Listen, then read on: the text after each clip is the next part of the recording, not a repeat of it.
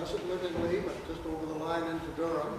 3 telephone poles away. 3 telephone poles away, so he's almost here. I'll let him introduce himself a little bit on what he's doing, but he's involved in horticulture and other things. And the other speakers will be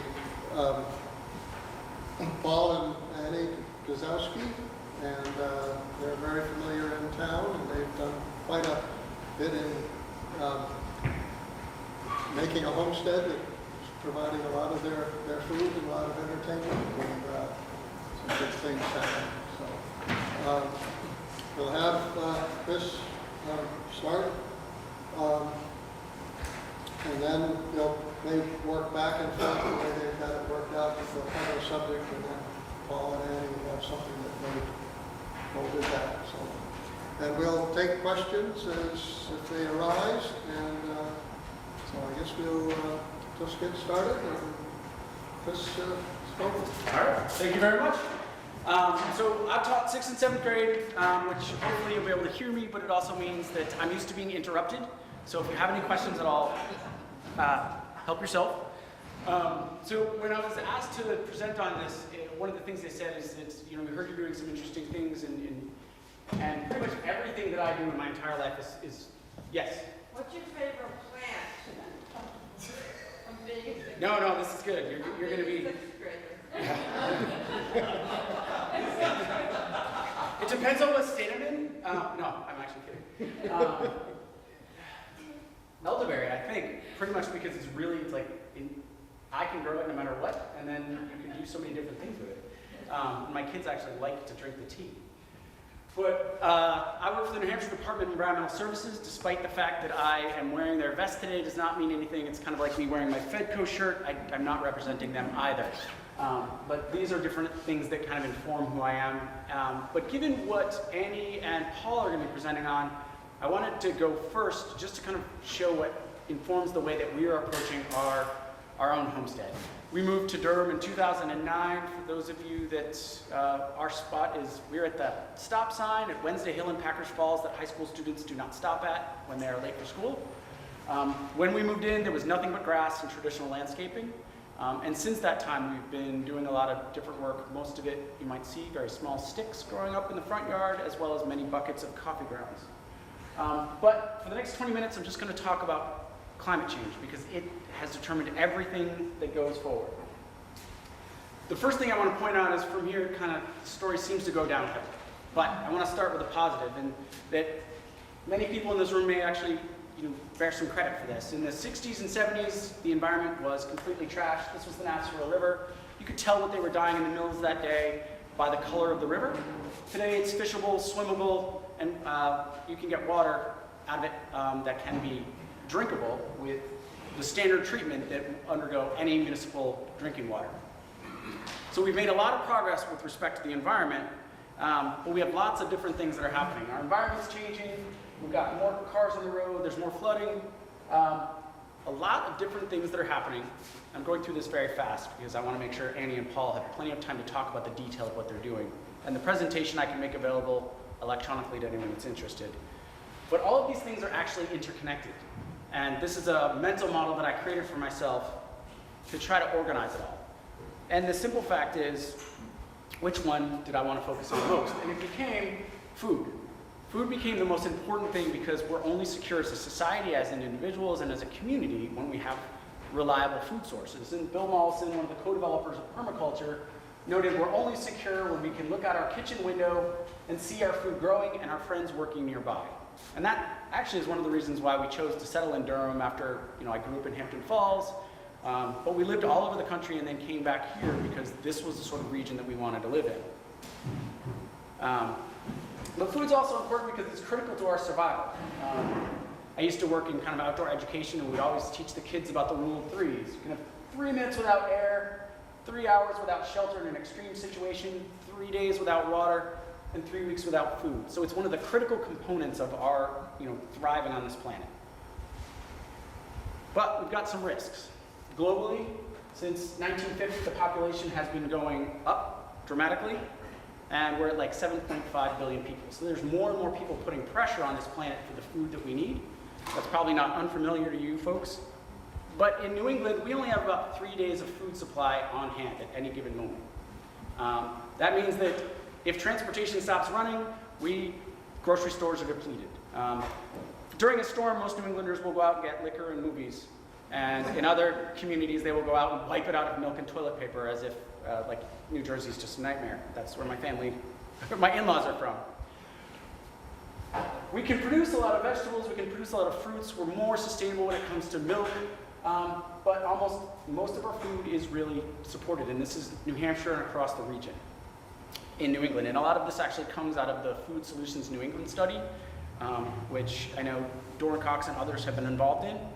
And so this is kind of a risk assessment we're kind of on the knife edge when it comes to food.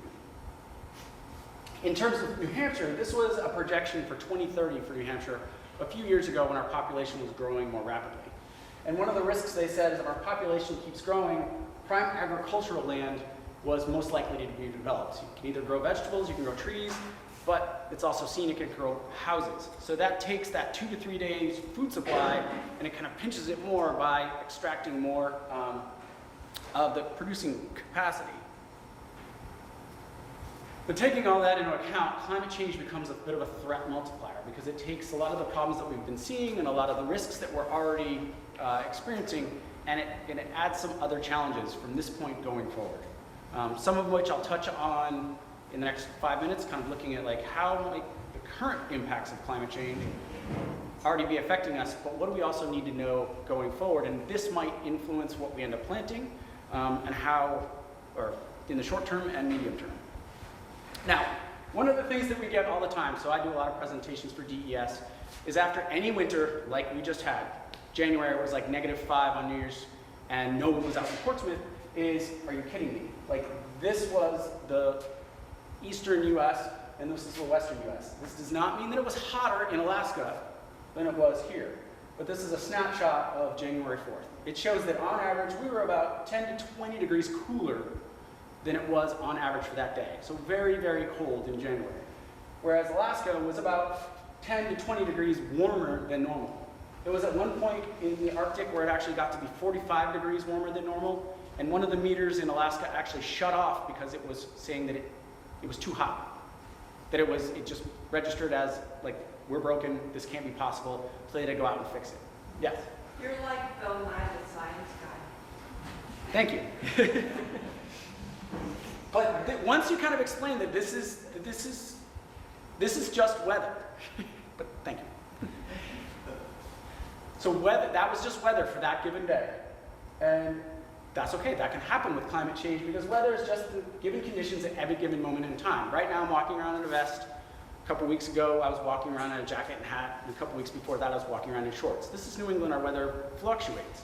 But the climate is the average given set of conditions over a period of decades. And it's typically measured in 30 years. And when we talk about normal weather, and climatologists talk about normal weather, they compare it to a 1950 to 1980s baseline. It was like mid-century. We had a stable period of time where they averaged the weather, and then they compare it to that point going forward. So if I say that our climate has warmed, it's compared to that point. And so what that looks like from a global standpoint, in terms of our globe warming and global warming, is these are 4 data sets, and it shows from 1880, the beginning of the Industrial Revolution, to present day. This is actually ends in 2015. 2016 was above it. That 1950 to 1980s baseline, they didn't choose it just because it was flat. It just was flat. But from 1970s on upwards, we've had a consistent rise, even though we had a rise over 1980 or 1880 up to 2017. So what this shows is the globe has been consistently warming. It's warmed about 1.5 degrees Celsius above the 1950 to 1980. And we're measuring that consistently from like scientific agencies around the globe. It's not just in the US, it's not just in Europe. So what it shows is the globe on average is warming. But it's not warming evenly. Most of the heat is actually going into the ocean. And so this will become important later. So a little bit goes into the atmosphere, and this is what we end up feeling when we talk about the temperature warming by 1.5 degrees. It doesn't sound like a lot, but if our temperature goes up by 1 degree, we're in a fever. If it goes up 2 degrees, we have to start taking action. 3 degrees, we start thinking about the hospital. So the ocean has actually been keeping us from heating up too much by absorbing about 90% of the extra heat that's been coming in and staying in there. But the Earth also hasn't been warming at all evenly. You can see that on average, this is showing, this is a heat map, literally. And it shows the relative degree of change over that 1950 to 1980 change. And most of the warming has actually been occurring in the Arctic. There's been a little bit of warming down in the Antarctic, but because of the land masses up here, this area's been warming more quickly. And one of the things that's been happening is our jet stream, that tight band of air that goes around and around and around and around. It used to go and stay relatively straight, and it was very, very fast. But as the Arctic has warmed faster than the equator, this has started to get sloppy and lazy. And so we can start to get these bends. This doesn't happen all the time. Sometimes it'll go back to the nice tight band of fast-moving air. But when you see that sometimes we get these bends in it, well, that's when the cold air comes down out of the Arctic and the warm air can kind of slide up here over the Alaska portions. For this reason, if anyone pays attention to dog sled racing, the Iditarod, sometimes they have to move it further north by about 100 miles. Sometimes they have to import snow into the beginning of the race and the end of the race to make it look photo start and photo finish like. But for us, we get winters that are ridiculously cold. And so we can both have global warming and a frozen, a very cold northeast. In the past week, I've actually heard of it as being the WAC theory, the warm Arctic cold climate theory, or model. And that's pretty much what's happening here. And once we explained it that way, several agencies within the state began to think, okay, this is actually a thing, because when it's cold over you and someone's trying to explain that the globe is warming and the climate is changing, it's really hard to wrap your head around that when it's 10 degrees or colder than normal. Oh, but the point is, this may become more and more of a routine, normal thing. So even as it gets warmer here and warmer over here in Alaska, in Siberia, we may have to deal with colder winters. So just for the sake of time, I'll kind of skip ahead. But what we have also observed is not just those cold snaps. We've also seen an increase in our average temperature, despite having colder winters. Our summers have been getting warmer, and our winters have actually been getting warmer. We've seen an increase in precipitation, but more of that precipitation has been coming in very large events that occur more frequently. So we'll get more rain over the course of a given year, but because it comes during very discrete events at very large volumes, a lot of that will hit the ground and wash away, and that actually can make us more prone to drought. Because if the water just goes right in the watershed, it doesn't have time to seep into the ground and recharge.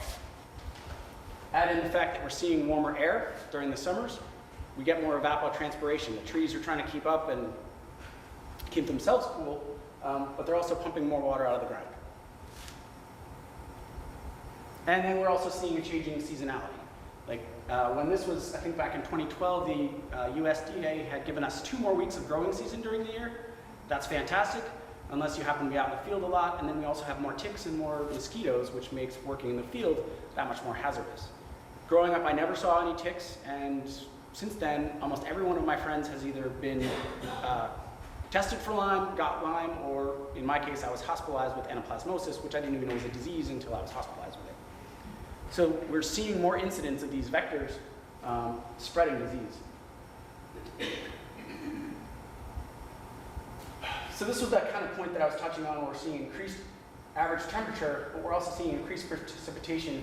And the weird thing is, we may see, or we've been seeing, summer drought. I work at DES, and they kind of have a concern about claiming drought too early, because once you start declaring drought, people get very nervous about that. Well, we already went through one in 2016, and I know that had a big impact on plants, but it also had a big impact on people having to drill new wells. Some of the other impacts that we've seen from an increased warming in the Northeast is in the ocean. And the Great Gulf of Maine is the actual fastest warming body of water on Earth. As a result, we're starting to see lobster They're becoming less and less common south of Cape Cod, and they're beginning to move further and further north. There was a few years ago, the Durham Marketplace, when it was the Durham Marketplace, had a great sale on lobster. The thinking at the time was because the climate optimum for lobster had basically hit right offshore, and so we were having great harvests. But as the water warms, they're being driven further and further north to kind of find where the water's cool enough for them to thrive. Some of that has to do with just the amount of oxygen that water can hold when it's warm. The Gulf of Maine shrimp fishery collapsed a few years ago, also due to climatic changes. And then there's the black sea bass. This is something that's a fish that used to occur below Cape Cod. Now it's starting to appear around here, and our Fish and Game is thinking, okay, do we set catch limits on something that is not really an endemic species, but it's appearing in lobster traps? The party boats are pulling them in. Other changes are we're starting to see kind of variability in spring. Like we'll see spring start earlier, but then suddenly cease. So it wasn't, I think, last year, but the year before where we had a complete loss of our peach crop in New Hampshire because all the blossoms came out and then died shortly thereafter. Last year we were very fortunate. All of my peach trees did amazingly well, but I think that's because they had so much energy from not having done anything the year before that. I'm not personally involved in maple syruping, but I know that from what I hear anecdotally, it's very erratic. Canada's doing very well, but that's where more and more of the production is. Their conditions are stable for now. This is just kind of a sampling of the things that we traditionally thought of, maybe not New England peaches, but it does kind of test our ability to provide foods that we had been managing for a long time. And that's just kind of a brief snapshot of where we are. Looking forward to the future, this shows that temperature for northern New Hampshire. UNH actually did projections for southern New Hampshire as well. I just picked one. Both images end up being the same thing, and what it shows in red is if we continue to emit greenhouse gases, primarily CO2 resulting from the combustion of fossil fuels. Also land clearing across the globe is also emitting a lot of CO2. If we continue on the development pathway that we have been for the past 150 years, we could see the average temperature in northern New Hampshire at about 64 degrees per year. Right, in 1960, it averaged 54, and say it's about 50, 55, almost 56. So we've gone up 2 degrees, and all of the changes that I've described up till now is based on a 2-degree change. If international players, including the US, do nothing, we'll see an additional 8. So that's huge. If we buckle down and implement a lot of renewable measures and if energy efficiency measures, we could probably hold ourselves to 58. And that's, another 2 degrees of warming. So there's a big difference between these two. So how we end up addressing climate change matters a lot. But in terms of food, the way that we've kind of approached it at our house is just to plan for this. But what in effect would be happening is under kind of that light blue scenario is New Hampshire would be moving down to kind of the Maryland area, which is ironic. My wife and I moved up from Maryland because it was too warm. But under the red line, we would be moving down to North Carolina. It doesn't mean that we would have the climate of North Carolina, but from a heat standpoint, that's what it could feel like. But because we're still up here and we're still closer to the Arctic, we could have very cold winters and very hot summers. It's hard to be very precise in terms of these projections, but it's a big change is where they're getting at. But one of the other things that we need to think about is that we in New Hampshire are not an island. Even though it might have looked like our state was moving south, we are connected to Harvey, we're connected to California. So this is Hurricane Harvey in Houston, where it dropped my daughter's height in rain over 4 days, 4 feet, almost 4 feet of rain. Massive wildfires in California, which are becoming more routine. Hurricane Maria, where they basically trashed the island and set it back years and years and years in terms of development. We may not think that we're connected to Puerto Rico. My wife, who's been spending a lot of time in the hospital, they've run low on saline bags because that's where they actually make a lot of products. So we are kind of connected to the entire globe based on how climate change impacts various areas. But just looking at the US for 1 second, this shows projected annual maximum temperatures across the entire US. And one of the reasons why I want to focus on this is we have a 2 to 3 day food supply. In certain areas of the country, we grow wheat and we grow corn and soy. These are my diagrams. These are not done by professional mappers, so I apologize for the poor scale. And then over here, we grow about 25% of the nation's vegetable supply. What's important about this is this shows the number of days that are above 95 degrees per year. Green's pretty healthy. It's 0 days, so we want that. Why it's important is because once you get above 95 degrees, plants have a really hard time producing. They become very stressed. And as we start to go forward in the future, this is out to 2020 and 2039. There's projections that basically you're going to start to see, 20 to 30 days in some places, and maybe even 100 days that are over 95. And then going forward, it gets warmer and warmer until by the end of the century, which is kind of more towards my grandchildren's lifespans, and anyone like my children would be kind of a little bit older, we could see places that have almost 200 days of over 95 degrees. Not all of these are going to be in food growing areas, but you can see that the food growing regions are definitely in areas which may not be hospitable to intensive agriculture or even agriculture at all. And these also happen to be in areas which are getting chronically stressed for their aquifers. They're already putting a lot of water on the ground to keep plants going now. In the future, they'll need even more water. These areas actually also overlap very well with what are those areas that are most likely to have what's called a mega drought. Now, a mega drought is not a drought that lasts for 1 or 2 years, but it may actually last decades.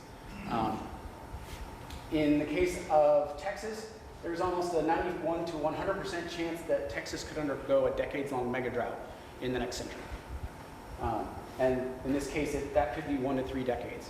To put that in perspective, the Anasazi Indians, who I cannot remember exactly where they lived, but I believe it was around here, their civilization may have ended because a mega drought happened, and their civilization you can't keep a civilization going without a ready supply of food. So the takeaways are that we'll have warmer with more extreme temperatures, potential for extended periods of very cold weather in winter, wetter overall, but more falling during large rainfall events. We could have a longer growing season, but it could be drier. More frequent and intense extreme events, and then we also could have new diseases and pests. These are all like planning factors that we may need to consider when looking at our gardens or our communities or the state as a whole, or even in New England. This is one of the things that I'm trying to inject into a conversation within northern New England. And then in the national and global food growing regions, climate will become more stressed as well. Seeing very long extreme temperatures becoming the norm in some areas, with intense and extended drought in some regions of the Southwest. So this ends up being kind of a dark set of takeaways, but by having those in mind, that was how my wife and I began to approach what would we do with our own landscape, which if we have time at the end, I can go into a little bit more detail, but I want to turn it over to Paul and Annie so that they have plenty of time to talk about their stuff. They have many more pretty pictures of what they're actually doing now. Just think of any other questions.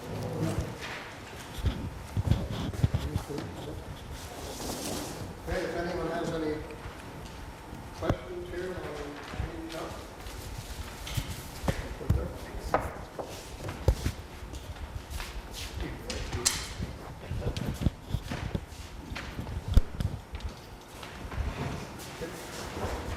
a little bit about us, and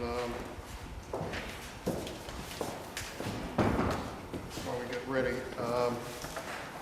Annie and I are retired, well, a lot of you know us, and we know each other. Annie and I are retired teachers. I taught at Oyster River High School from 1975 to 2008. I taught English and media studies and video production. And as part of my media studies course, I did some sustainability work in there because I wanted my students to be acquainted with the other side of consumption. And Annie taught for 22 years at the Northwood School District. So we put this together. We've been living in Lee since 1985. We're partners in everything, and this hopefully will illustrate what we tried to do with our property. So, turn it over to Okay, Andy. as Paul said, we moved here in 1985, and we cleared the land. Paul did most of it. I pulled the brush, and we really feel that we are stewards of our property, and we put a lot of time and thought into it, and its evolution has really had a big change. As you can see, this is when we first moved in, and there are two sons there in the walkway at the time. Our older son is running the camera in the back, so this is when he was a little youngster. They went to Masquerade School right up the road, and this is the first way that we grew. We had boxes along the foundation of the house, and this is on the south side, and at this point there was no sunroom, which Paul built later on, but as you can see, there has been quite a revolution. So the challenges of our property are slope, the water and the runoff from the rain, which of course is hitting the house. The soil was brought in because it had to be, the leach field had to be put in on the south side of the house. And of course there was the sun and shade problem.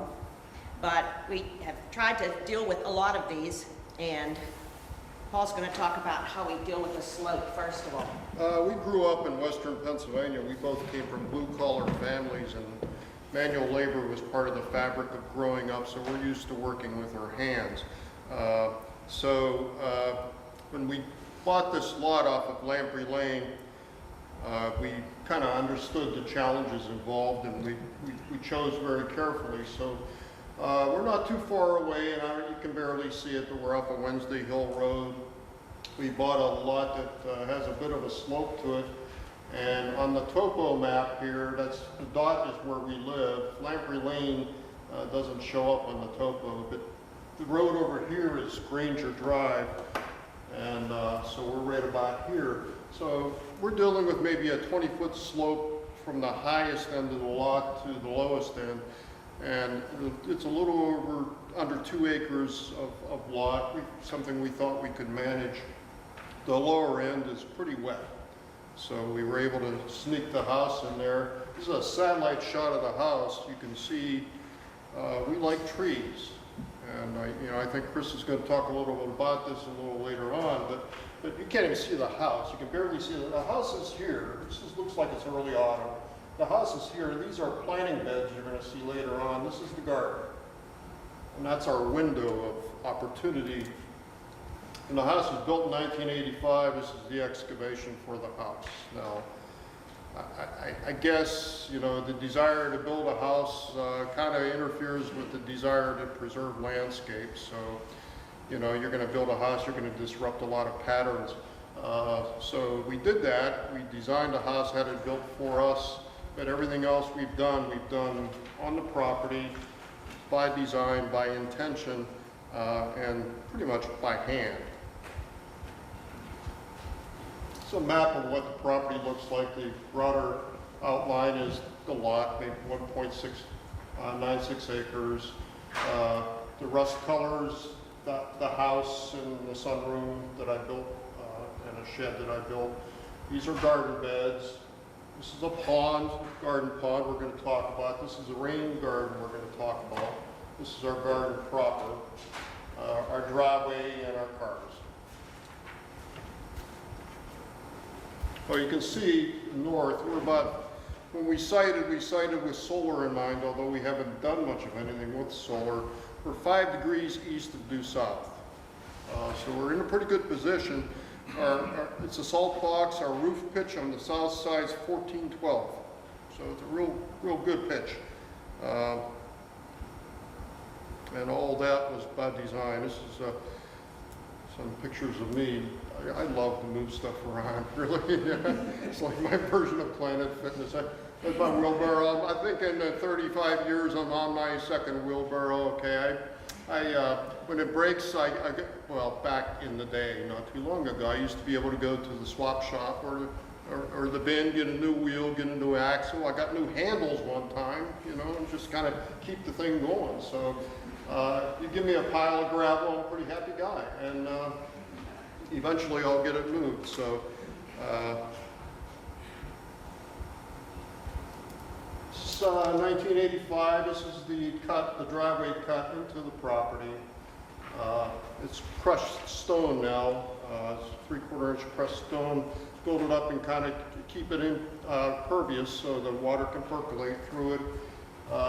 It has riprap, well, not in this shot, but riprap, a swale on this side, riprap on that side. I bought a huge load of 8-inch riprap and sorted through it, built some walls, and used it for a variety of purposes. It's the east side of the house. You're going to see later on. This is in 1986. Our two sons there. This is a shed that I built.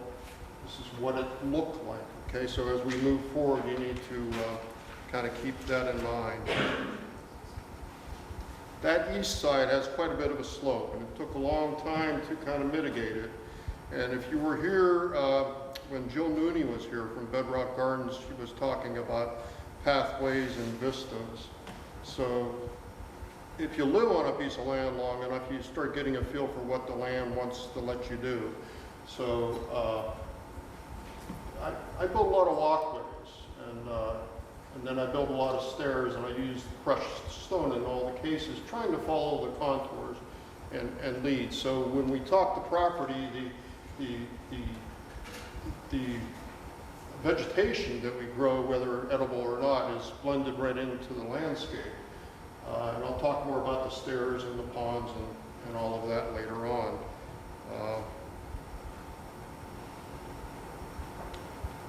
And this is the south side of the house. This shot is an herb garden in progress.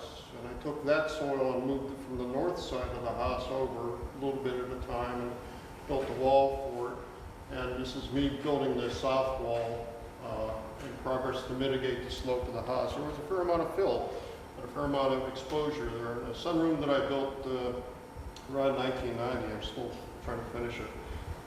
It's about 10 feet by 20 feet, so you know, you keep working on things and and then we use decks to mitigate slope too. So a variety of deck elevations and deck postures, if you will. And these are all decks that I built. And so these stairs, I built these a couple of years ago. They run down to the garden. And I don't have any tools, so I did it by eye. And I started at the bottom and the top. And when I got to the middle, I had to do a little problem solving because it wasn't quite right. So, Actually, this section right in here, go back one, Paul. Yep. This section right in here, I think, was built for me because usually to get down to the garden, whenever we didn't have this deck, the previous deck, we had to go all the way around, all the way around. Now I get to go right up the slider and right down to the garden. So, and this is the south exposure of the house in the summer and in the winter. And there's a red maple here, and there's another red maple over here.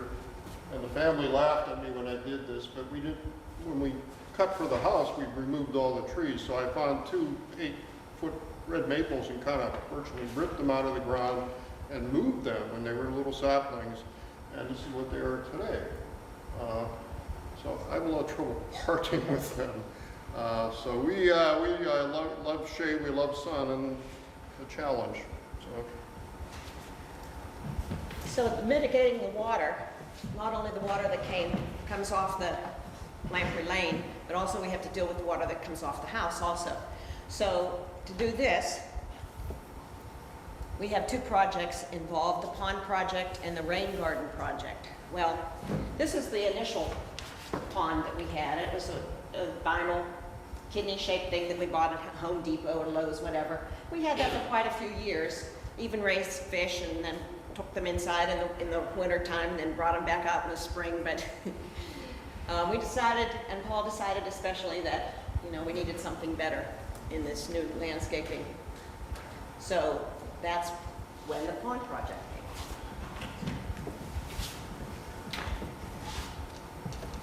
The goal was to take the water off the roof and slow it down and repurpose it so that it wasn't getting into the wetland as quickly. So this is catching, I took the plastic shell of a pond, and I said, and I found rubber, EBTE, at Wentworth Greenhouse. There's a rubber product for ponds that you can use. So I took the idea of that, and I started working on taking the water from all the south-facing roofs and rooting it underground, and I cut space for a pond. I used 8x8 timbers to do it. I pre-drilled and I put it in a configuration where it would hold back the slope. And I drove rebar through it, so it would down into the ground, so hopefully it would hold. And this is what it ended up looking like. And we're pretty pleased with it. The water from it is used for shrubs. We don't use it to irrigate any of our food because of potential contamination. So we use it for shrubs, but it does slow it down. It ended up being shaped like a heart, which is really pretty cool. And you can get an idea from the deck looking out across in terms of those walkways, and we'll talk about this, Annie will talk about this garden a little later on, and the shed that you saw earlier, that's what's happened to that particular space. And our frogs show up every year to the delight of the grandkids, and to our delight too. They're a lot of fun. You want to talk about the rain garden? Sure. The rain garden was something that we actually went to a one-day workshop, which was pretty interesting, and learned about how to do it, and talked with some people about it. And whenever we explained, when Paul explained to them what we were trying to do, they said, well, you know, you might not need it, but we felt like we wanted to do it anyway. So Paul built a little bridge to go over the area, one of the areas. And of course, this is his famous riprap coming down through here. And the riprap also made a couple of terraces on this side. But we planted it with lots of wet-loving plants, and a couple of, moved one spirea from somewhere else on the property, and then bought a real nice inkwell. And just lots of plants around it that liked something that was wet, but we do have to water it. So we water it. We water it with the pond water, because we really haven't ever had enough rain that it would fill up. During some of those deluges that Chris mentioned, but yeah, we did manage to collect a little bit of water, and it's really, it takes a lot of water to fill it. And what happened was at the high school, Dave Cederholm and another fellow got together with John Bromley, who teaches at the high school, and there's a rain garden right in front of the high school. It was built some time ago. We attended and helped with that project and decided to do this. And Dave came over and gave us, Cederholm came over and gave us some advice on it. The way it's constructed is you create a berm. This is a berm on this side, and a swale, rock in the bottom, and then soil up the sides, and then you engineer your plantings as such. Okay. Okay, so now in the landscaping, we always knew that we wanted these things within our landscaping floor. We always knew we wanted to grow vegetables and flowers, not too many annuals, I just don't do that, but we do try to do perennials, and of course shrubs. My family growing up always had gardens, and therefore, you know, we just always did it.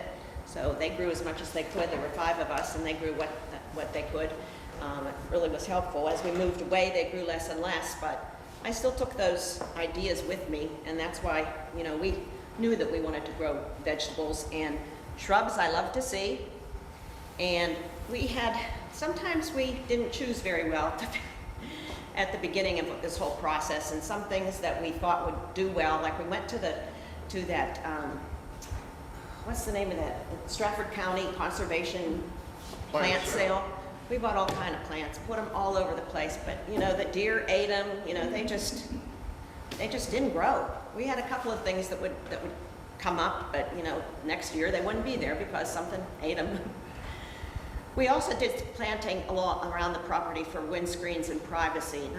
For a number of years, we went up to, which was Warren's at that time, and we dug up Christmas trees and would take them to our house and, put them in a big pot like this and then put them up closer to the road. That would give us some privacy. Well, I think we have about 3 or 4 of them now that are still up there. Of course, the deer, and also I think there were some porcupines that got after them. We try to keep them.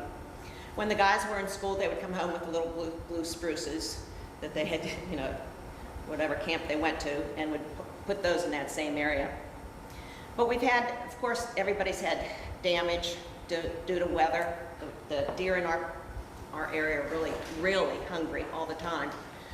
This past storm, one of our plum trees took a hit, so big branch off of that. I think we'll probably have to take that out. It's really sad whenever you try to baby something, but that's what happens. Also, we have always tried to make sure that we do native plants rather than imported plants. I think the only imported thing that we tried to grow and didn't work was a nectarine plant that we bought, that conservation thing. Had really nice, pretty pink flowers, but the thing never did anything.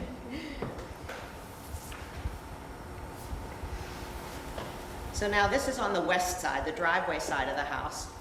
And we had fun, Paul had fun with the clip art, finding all these little, This is representational, okay? And it is not to scale. trees, big trees are still right there. We have lots of conifers up along here. And see this? That's an American larch that we put in there.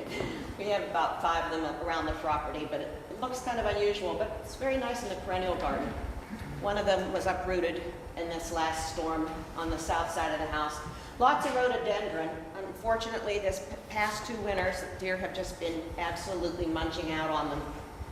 Lots of perennials in here. This is one of my favorites. You can barely see it though, those Solomon seals. And Those conifers up on the north side are the windscreen those from ones. Warren's, okay? Yep. We had some existing hemlocks up there that we didn't disturb, and then we replanted. I think we were the only folks up at Warren's digging a tree out of the ground. Right. Everybody else is cutting trees, now we're digging it out, putting it in the back of a Honda Civic hatchback and driving back to Lee. So it's pretty entertaining. 50% success rate with the transplants. Okay? So half died, half lived. Some of the shrubs and plants that we have around the house are ones that we were given, say, when our parents passed away and things like that. They're kind of very special to us. I wish the deer would not eat them, but they do like hydrangeas. And these are the blossoms in that west side of the house. This is one of my favorites, the viburnum. Oh, it's just beautiful. We've got about 3 of them around the property, and it just is beautifully white blossoms.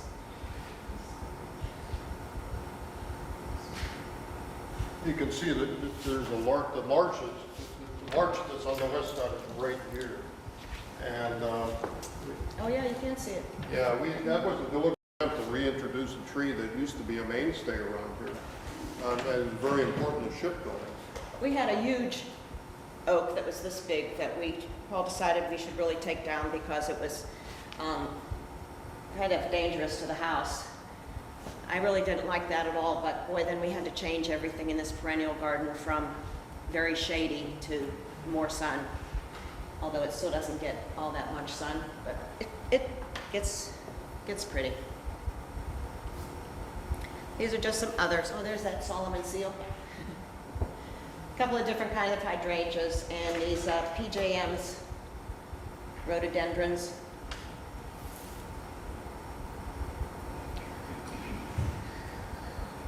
These trees that were at the top here on the left are at the south side of our property, and they're right off the leaching field. You can see that every year they just get bigger and bigger, so we're getting more and more shade.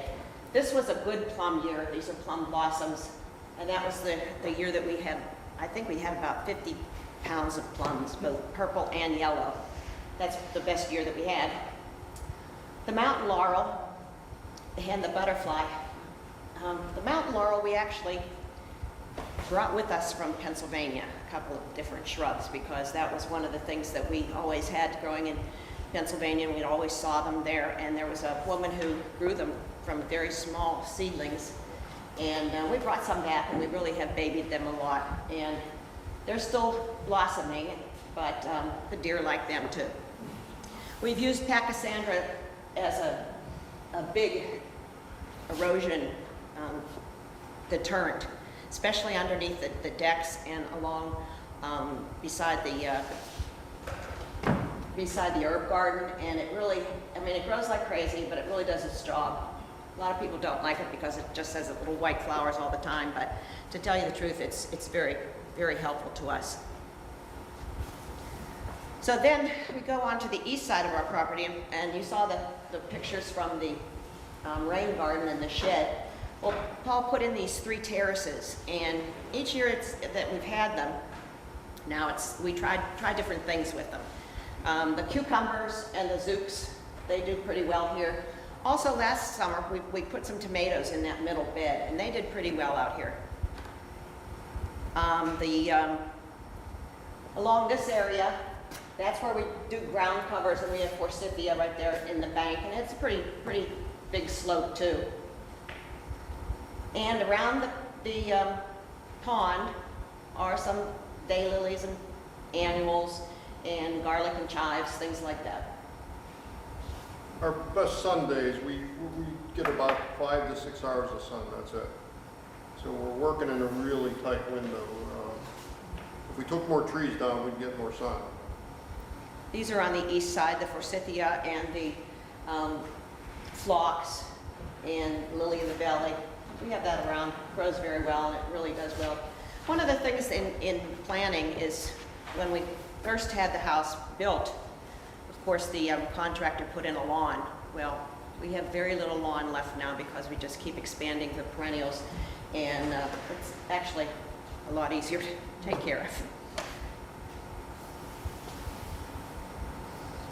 So with our vegetable and herb gardens, we had restrictions, of course, because of the property where the leach field was. You can't build on top of a leach field. So we had a relatively small area where we could put the vegetable garden. We used to grow herbs within the vegetable garden, then Paul built the herb garden, and that's where we keep it all now. It's really worked out quite well. So we especially like to look for varieties that are better with less sun. We don't really have, a full day of sun. We try to rotate the beds, although it's very, very hard whenever there are certain parts of the garden that only get the best sun. You want your tomatoes to be there, but I know I should be rotating them, but I really can't. What can you do? We've used all kinds of soil amendments, compost that we produce, compost that we buy, the other amendments that we just buy from the garden stores. We don't use we're trying to keep as organic as we can. We don't really use any big bug sprays. No. And we've gone through a number of different changes in growing different things, like what we like, what we dislike, and what we have success with. This is the south side, and as you can see, we've been trying to improve our asparagus bed, and this last year it was not real good, so we did get some new crowns, and hopefully they'll come up better this year. The herb garden is around the pond, lots of tomatoes, only green peppers. Our garlic grows wonderfully. That's probably one of our best products. There's those 2 maple trees that Paul moved, and we grew some very interesting Korean radishes this past year. We have a friend at Planet Fitness that gave us some seeds from Korea, so we tried them. Of course, green beans and, lettuces and all those things that we have inside the frames and inside the raised beds. We have about six or 8 blueberry bushes, and this past year we moved some over here to the east side. Plus we had a couple of gooseberry bushes that we've been trying to nurture along, but they haven't been doing real great. Maybe since we moved them over here, they might do better. And there are the other large trees that are down in the south side of the leach field, and our compost bins are over there. The garden area on the south side is about 30 feet by 60 feet. And then the terraces, the 3 terraces on the east side are maybe about 6 feet by 10 feet each. Not very big, they're mounded up. Okay, basically, those are things that we have grown. Some have done better than others, obviously. A couple years back, I had great sugar snap peas, but boy, we haven't been able to grow them as well since then. Our rhubarb is more than I ever want. I had someone from school before I retired gave me a horseradish plant, and we still have yet to use that horseradish root, but someday we might. I know what to do, but I just have never done it.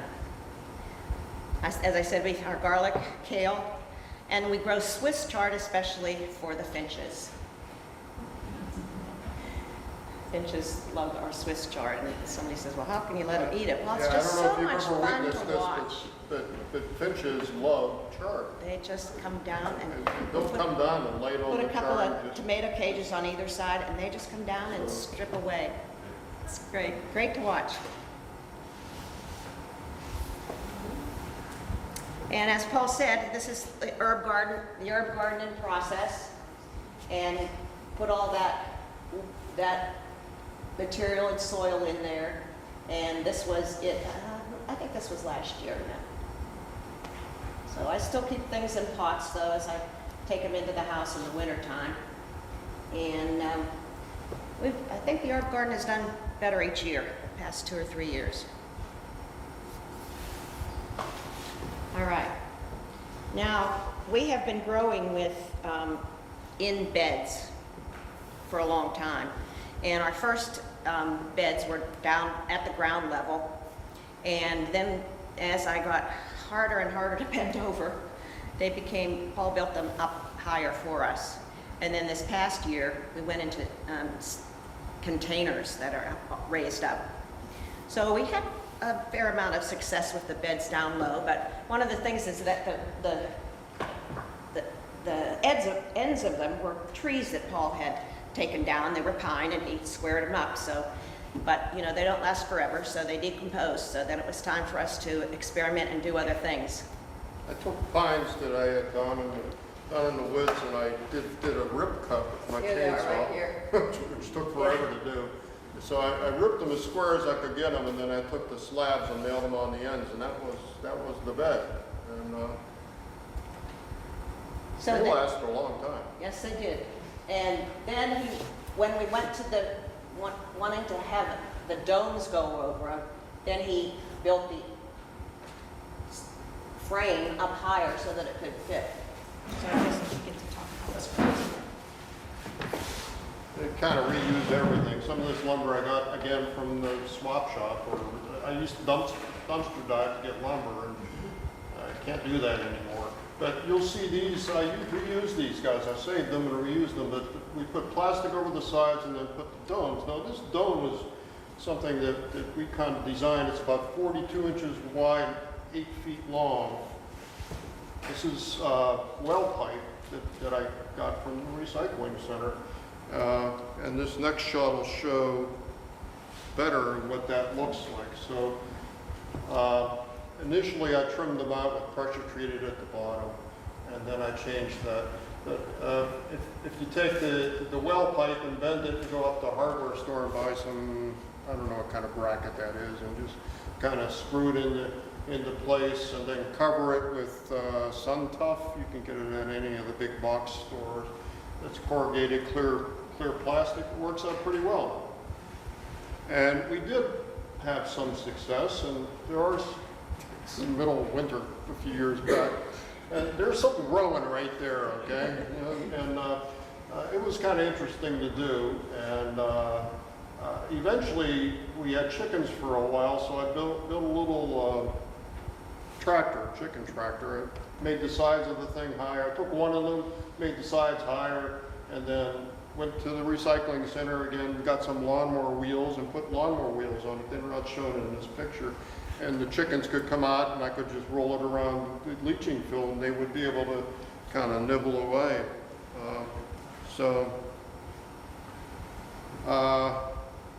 So Annie needed some elevation, so I started building higher beds, of two types.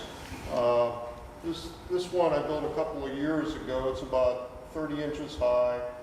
It's supported by 4x4 Douglas fir. There are about 4 of them running across. And 2x10s around. Across each 4x4s are 2x6s.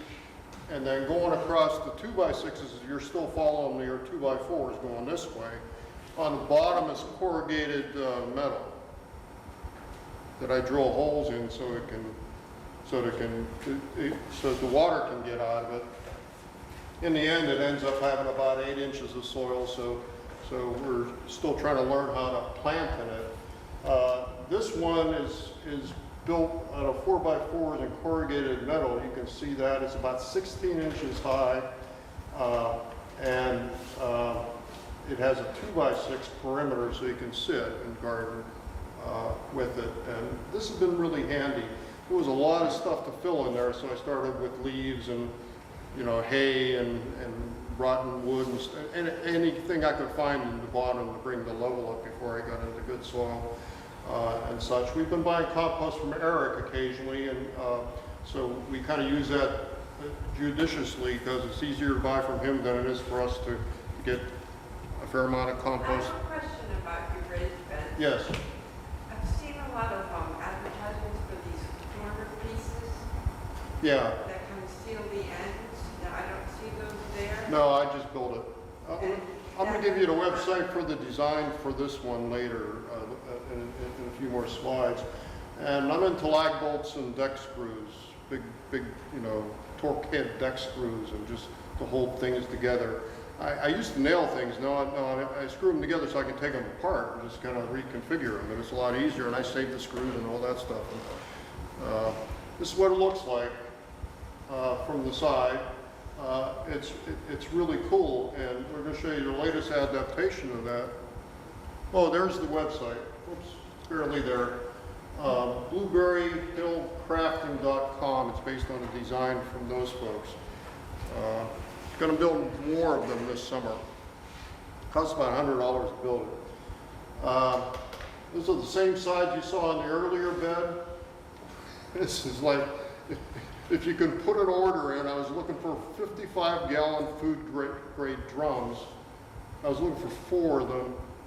Went to the swap shop, went to take the recycling to the recycling center, went to the swap shop, and there were 3 food grade drums just sitting right there waiting for me to pick them up. So I picked them up, and what I did is I brought them home and I cut them in half.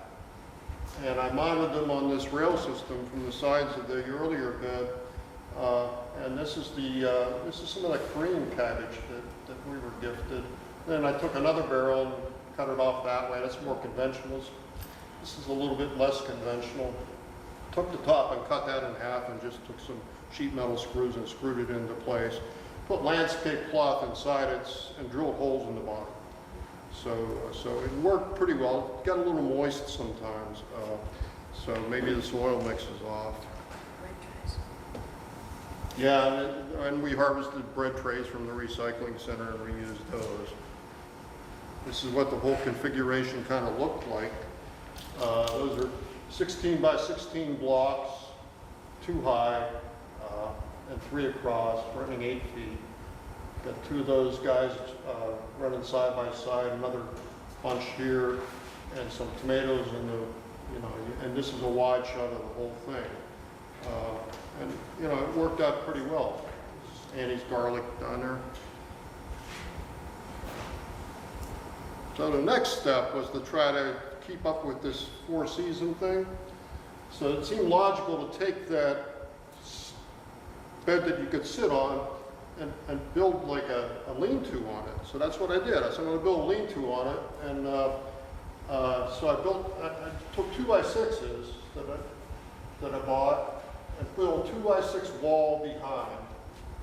And I insulated it. I had some rock salt left over, so I put rock salt in the bays, and then from the swap shop again, from the dumpster, I found somebody was throwing away polycarbonate panels. I said, I could use those.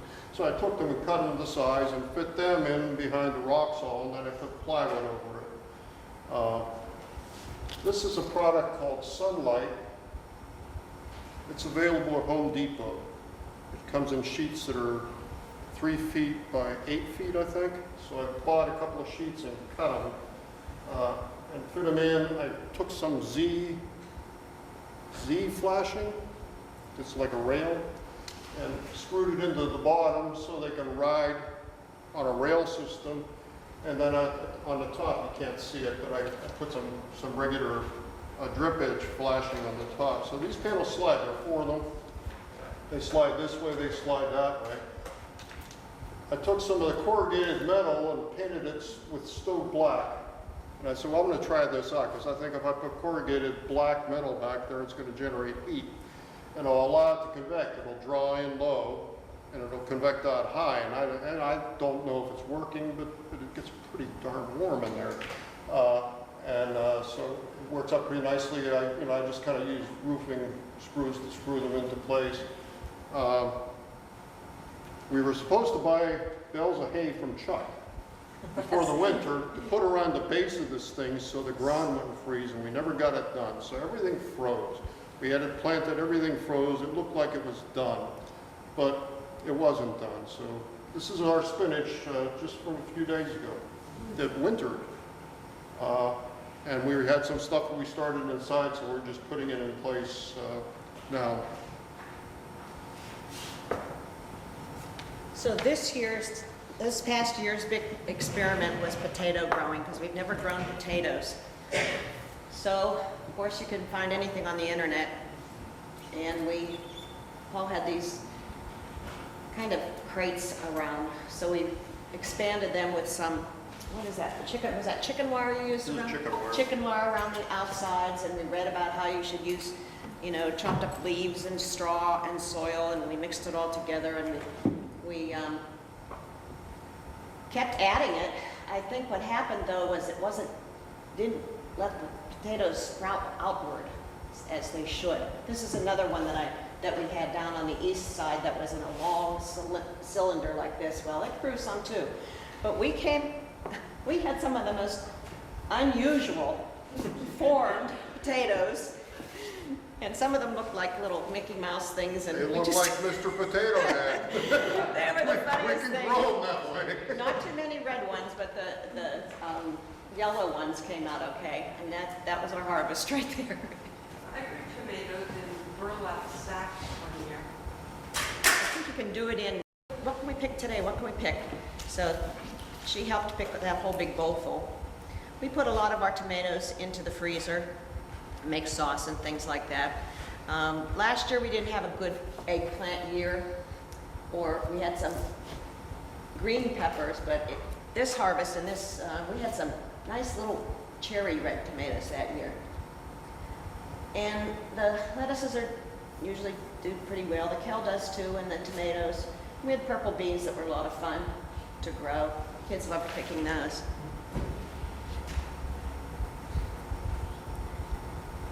Lots of cucumbers to make lots of pickles. Yep. And Paul loves zucchini, so we always have to have those for sure. And as I said before, our garlic has been just one of our best crops. Our blueberries were pretty good this past year too. We made some pretty good jam, and I give a lot of that away as Christmas presents and just gifts whenever we go to visit people. And this was the good plum year. We had these purple plums and the yellow plums. They made great jam. The purple plums, I don't think we're going to get much this year from them though, because that's the one that just lost the branch. And of course, the blueberry cakes are always very welcome. We do composting. This is pretty funny. We have a triple bin that Paul built. You can see it right back here at the end. And we always use that for the heavier things. But we have an earth machine. And as you can see, that a couple years ago we had so much snow I had to put on the snowshoes to go take the compost out. And then a friend of ours, Kent, built this from some plan that he got on the internet or whatever, and they weren't really interested in using it anymore. And I said, gee, a friend asked me if we wanted it. I said, sure we would. It rotates and it holds a lot of stuff. Takes a long time for things in there to decompose, but we just keep adding. And of course, compost comes from Eric too. In fact, one year we got so much compost from Eric that we just grew some wonderful Yeah, that was a banner year for our asparagus. You've never seen asparagus that big, huh? It was funny that I showed I was still teaching at the time, and I showed this picture to some colleagues and some students. Mrs. G, you grow really big asparagus. That's it.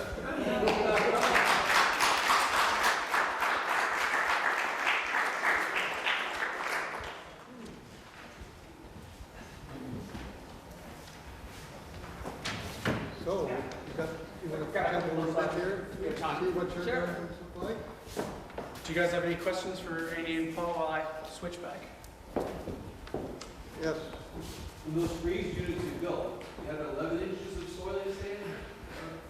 The higher one, Yeah, the high one was about about 8 inches. 8 inches. Yeah, yeah, it's an awful lot of weight, but it's staying together pretty well. I kind of really, yeah, about 8 inches of soil. And a mix of things, you had some compost and Yeah. and stuff. Yeah. That worked pretty well? Yeah, I think our mix is, it's holding too much water, so somehow we gotta lighten it up. Because it's not, even though it rains, yeah, it's holding too much water.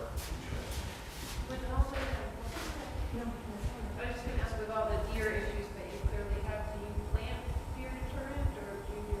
We've tried the spray, we've tried that, something skid, I can't remember the whole name of that. It didn't seem to do anything. We tried to plant things in our deer don't like, but they eat everything. I mean, pasta salad for them. We have it up the You know walkway. what works really well for deer is find somebody with a dog with a lot of hair. And then you take it and put it in like little stockings and hang it around your garden. And then you there's like German shepherds and golden retrievers in there. And it actually has been the best. It works for raccoons too. I fence off garden, and I'll fence off on mountain laurel and stuff that really can't take the hit, and, throughout the winter, and we go from there. It doesn't help the neighbors feed deer year-round, to the tune of like a dozen plus showing up a day, so trying to discourage it from going year-round. Big fluffy dog. It's not quite working. I'm curious as to how much light your plum trees get. Do they get it? How much what? Sunlight.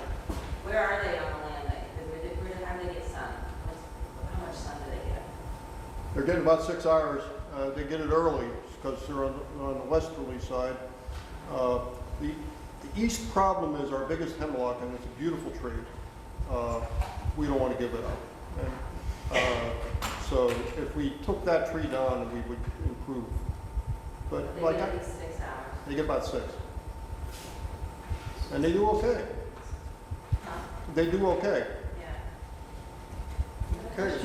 Do you irrigate your raised beds then, your container beds, Yes. by hand or what? Okay. And then you just look at the Yeah, I've soil. never gone into this sort of gross thing. I think it's really meditating to water my garden. I love it too. Paul enjoys it too. Okay. This here. So, I know now I have 23 years left, and I need to recruit my wife to help more. Because I've only been working at this 9 years, and I'm like, I love how many pictures you guys have taken, because I have almost none of my own property. But when we moved in, we had the exact opposite situation of Paul and Annie. We moved into a house that had been built in 1952, and so we had no idea what the history of the house was, what the history of the land was, and I followed my friend's advice, and I put 2 trees right in the ground so that I'd have a good head start on, fruit trees, because they take a long time to grow. Of course, I planted them right in my septic leach field, so I had to dig them back up. But our original plan, and this was the first map I drew, was on the back of a cereal box, because much like Paul, I thrive on the the swap shop and the dump, I'm in fact wearing Crocs that I pulled out of the dumpster. But I laid out a map of exactly where I thought I should put things. So there's an apple tree right in the middle of my leach field. I put blueberries right over here, which happens to be in the southeast corner of our property in dry land. So 10 years on, our blueberries are this tall. Anytime I pull into Sarah and Chuck's property, I am in awe of the fact that somehow they have blueberry bushes this high on a hill. So what we actually ended up doing is spending a lot of time rethinking our vision. We call it 5-year farm because we are always 5 years from attaining our dream. We never get there. But originally we were just talking about, I just wanted fruits and vegetables, or apples and potatoes.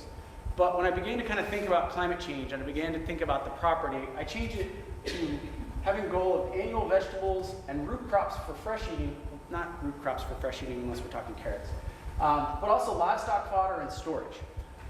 We had chickens. Unfortunately, we also grew a big crop of mink one year, and so we have no more chickens right now.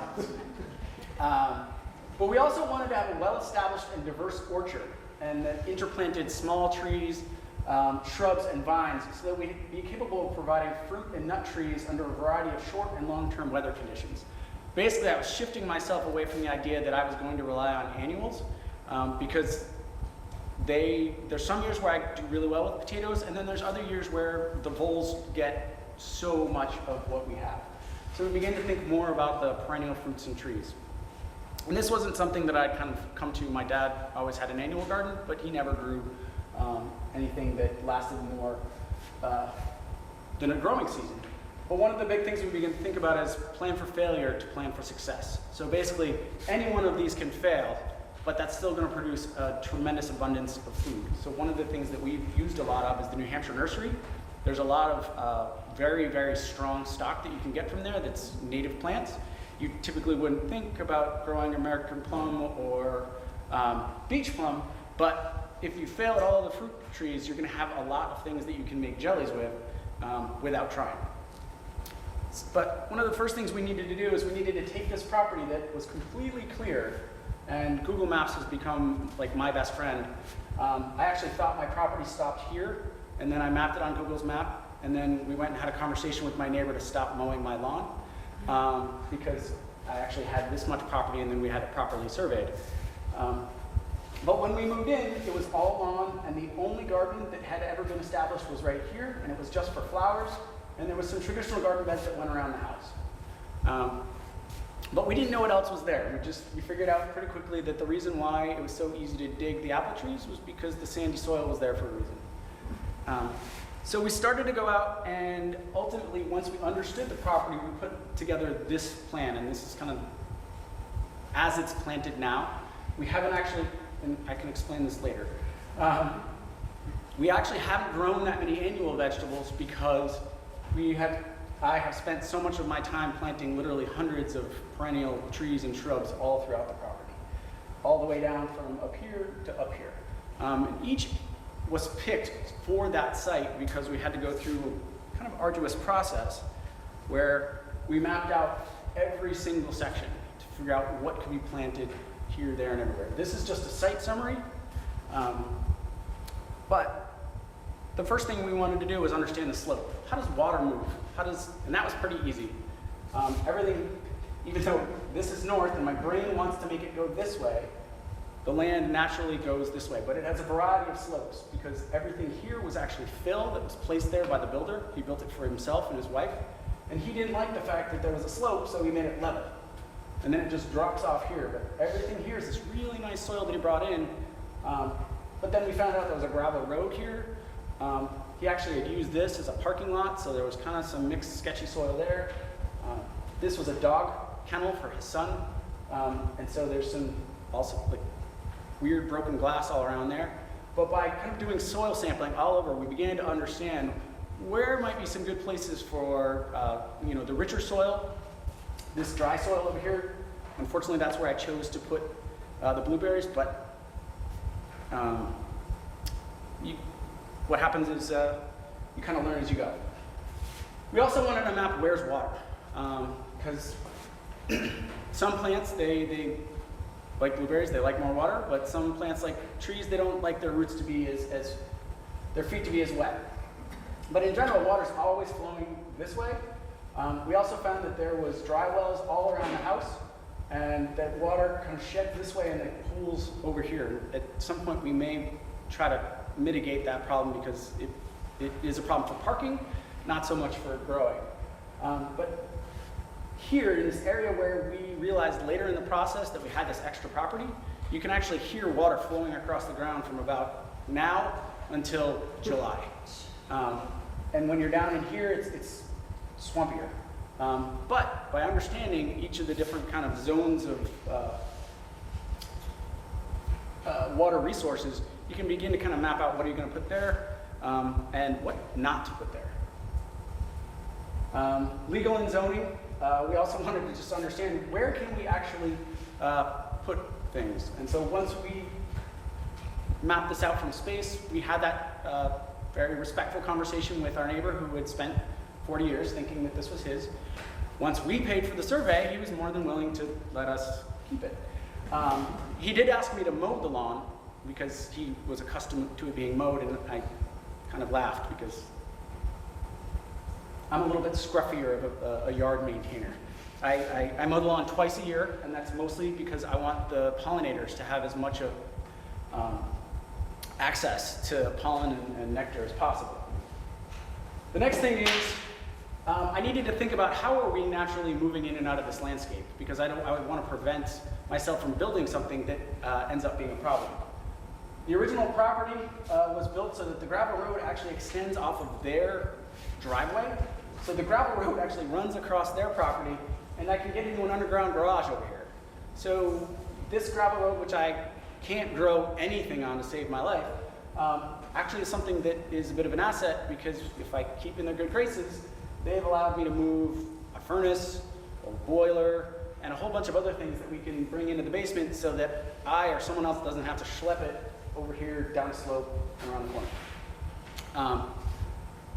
But we also it's helpful to have maintaining this area as open so that I can bring my truck down, drop off mulch. So much as I use my mulch wheelbarrow as my own Planet Fitness, there are certain times when I bring 3 yards of mulch and put it down here so I can go all around the trees.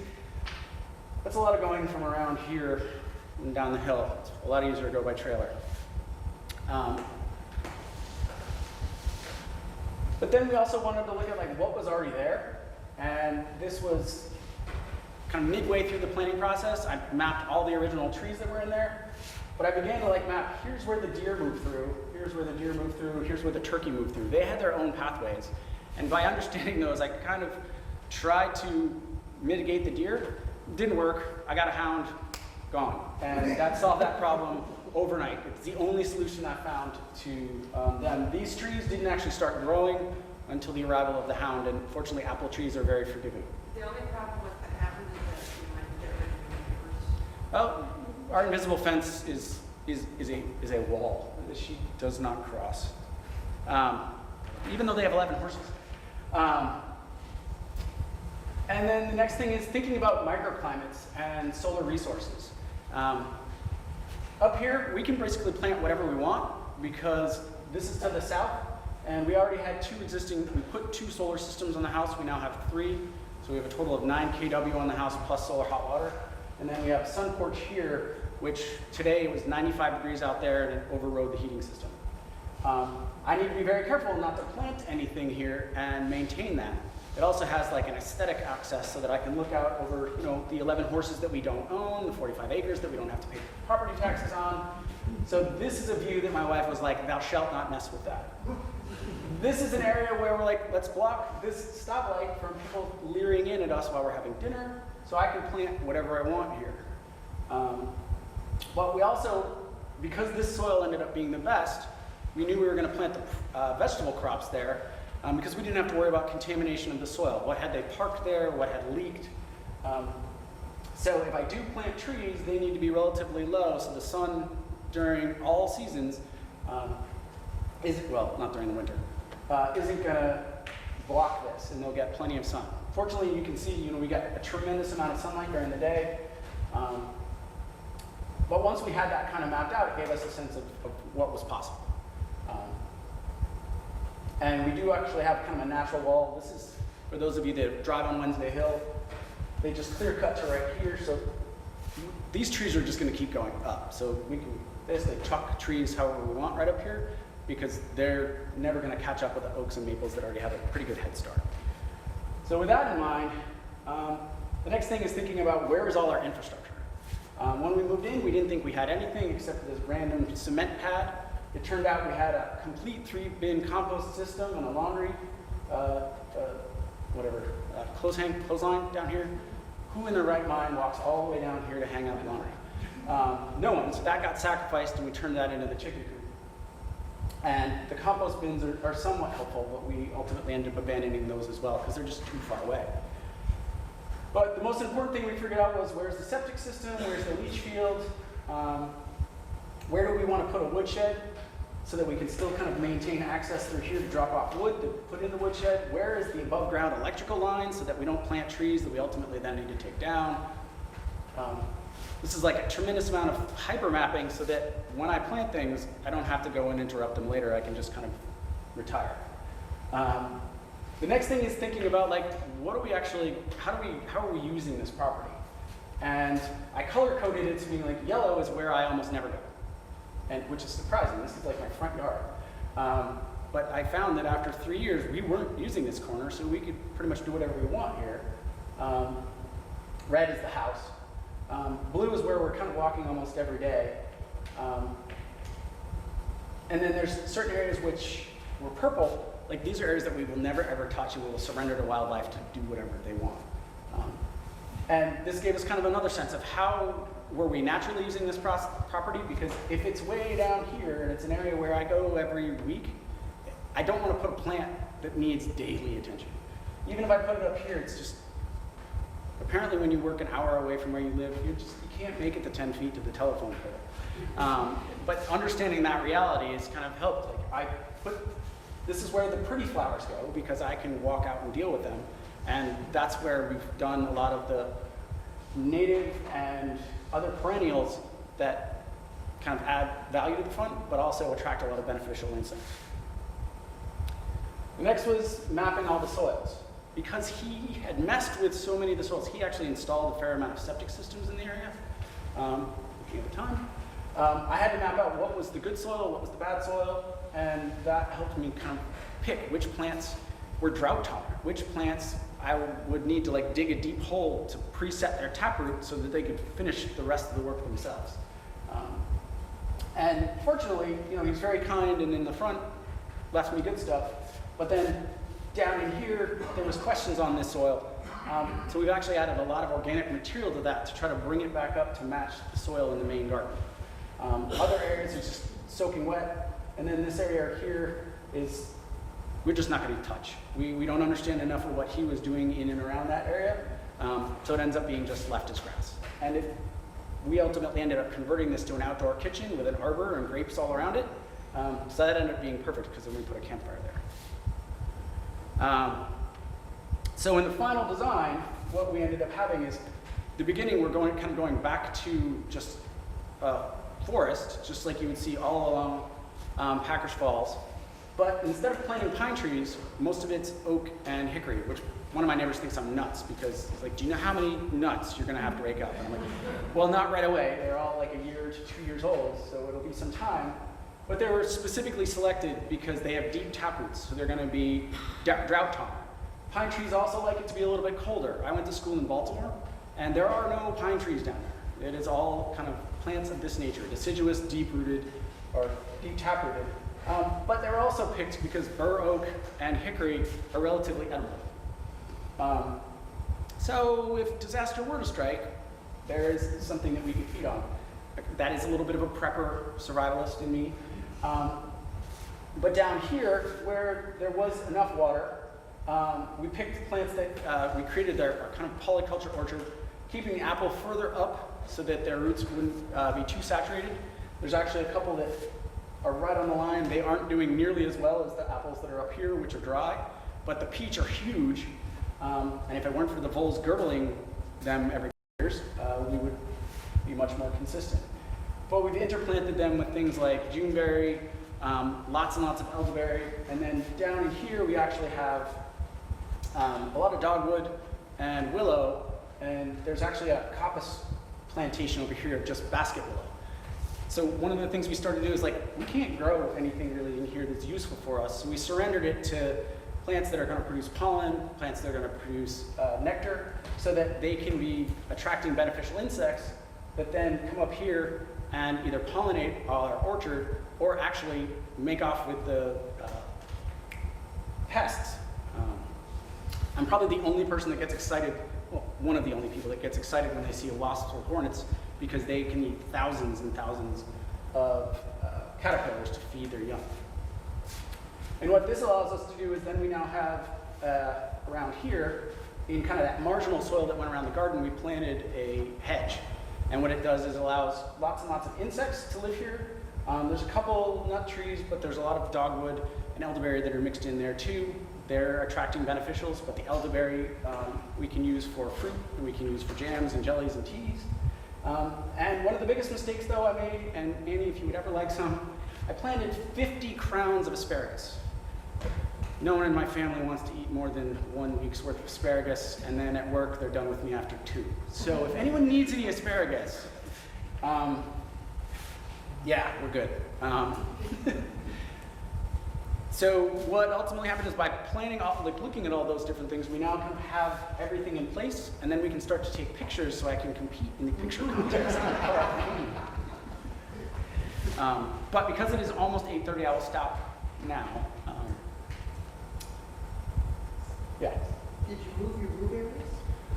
I'm actually going to start trying to take cuttings and then move them down to here because I've got space in this super wetland area just to test.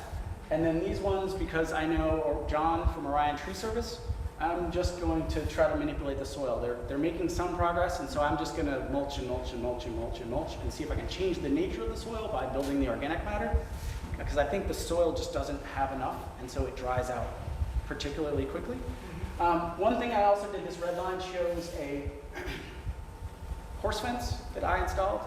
One of the ways that we had one horse, so sometimes there's a horse that wanders around, and he would wander all over the place. He may have stepped on a couple of the blueberries. So we're thinking that the horse fence will help with that too. It's kind of the thing is like you let your neighbor's horse walk on your property, and we're like, well, yeah, they let me drive on their yard, so tit for tat. It's part of being from rural New Hampshire. How large is your property? So this is 1.3 acres. I believe we're actually the smallest property in Durham. Or maybe in rural Durham. Yeah, I think people don't look like they're ready to just run out the door, so we can take some more questions if that's what people want to do. Yes. Okay, let's get a few more. Sarah? I'm curious about other nuts that you've looked at in there. All right, so what do we got? We have at least 4 Chinese chestnut. I would have liked to have gone with American. One thing is American chestnuts, when they grow to be huge sizes, which you don't want to grow interplanted in with apples, pears. So that's why they were chosen. They're not native, but we have, over here we have got American, what are they called? I should know, it's my daughter's name, hazelnut. But then also here, and then over here we've got hazelberts, which is a cross between hazelnut and filberts that were developed by up in Potsdam, New York. They're supposed to be a little bit bigger, a little bit hardier, and I think that's pretty much it because availability was a problem, but also like height is a problem. I mean, I've got the front filled out. There's only so many full-grown trees you can grow in the front. Oh, and I have been toying with pecans in a few different spots. I don't actually expect that they'll fully survive. I mean, my mom has great success, but she's in Illinois, and she describes it as, oh, it's just like Vermont, except warm. But part of me is gambling on the fact that our climate, in changing, may create a hospitable environment in time. I also have pawpaw, which looks like a mango, but it tastes apparently like a custardy banana, We've got those in 7 different places, trying to find the right microclimate for them to survive. They seem to do best behind the compost because the soil's really rich, but it's also, the roots are completely sheltered from the wind. So they've got a lot of protection there. The one up here didn't do very well because it was direct sunlight, and I think it just got baked last summer. And then there was another that I just randomly planted a bunch of raspberries, and that did fine. So I think, given the right amount of shade, that was helping it to get established early on. So that is one of the things we're doing, is we're trying to take native species that are more in the south and move them up here in case they can get a foothold. I am worried that if we get -10, -20 degree temperatures, even for short spells, they won't be able to make it. But there are some things that are vines, they'll die back to the roots and then keep coming back. So we've got things like hardy kiwi, 2 different varieties, like 2 totally different species, and then 5 different grapes as well. But that's mostly down here. I mean, it's so particular for this climate if what we're heading towards is still that extreme winter. I mean, that change in what we're going to be looking at is. Oh yeah, that's why I joke, it's plan for failure to plan for success, is because we don't know quite what we'll get. So I put as much native stuff in there as possible, but then I'm also adding new novel things because I want this property, I mean, the main goal is that my daughters will be able to walk through the property whenever they get home and there's fruit. They've figured out pretty quickly, do not eat the elderberry because it will make you nauseous. They have to be cooked first. But they're starting to get that. They used to joke that Dad loved his plants more than his kids, but now they're beginning to realize that the plants were an expression of that love.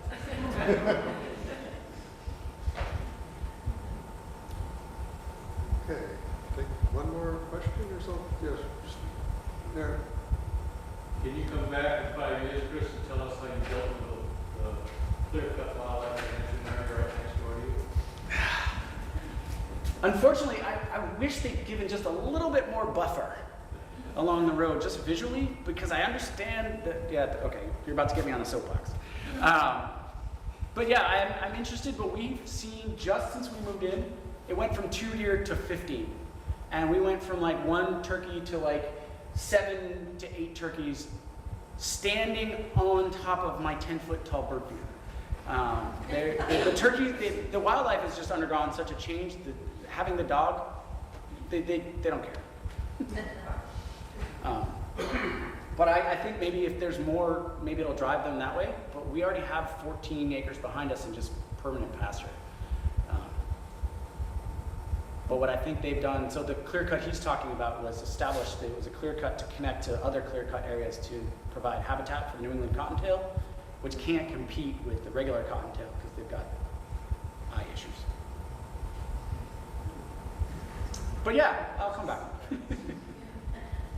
Okay, well, thank you very much.